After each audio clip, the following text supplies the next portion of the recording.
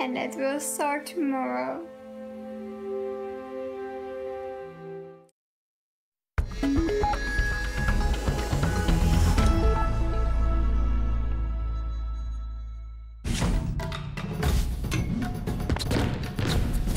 CaixaBank t'ofereix els esports.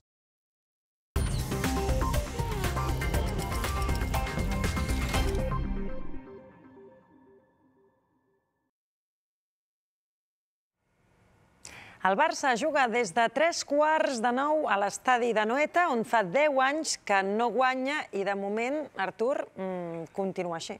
Sí, continuarà així. Ha reduït una mica les diferències, Cristina, però el cert és que se l'havia posat fatal al Barça. William José ha fet l'1-0 per a la Real Societat en el minut 1, però després ha aconseguit, amb un gol en pròpia porteria de Sergi Roberto, el segon de la Real Societat. Al cap de 7 minuts ha estat el jugador del Barça, Paulinho, qui ha fet el 2-1. Ens centrarem una mica en el marcador que hi ha ara mateix a l'estadi d'Anoeta. Guanya la Real Societat per 2-1. Estem a 5 minuts aproximadament de que s'arribi al descans d'aquest partit.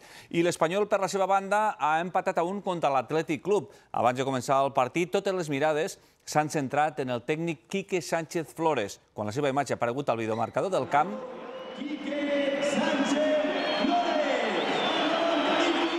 bona part dels espectadors li han dedicat una forta xiulada com a protesta pel que interpreten com l'intent fallit d'abandonar el club i anar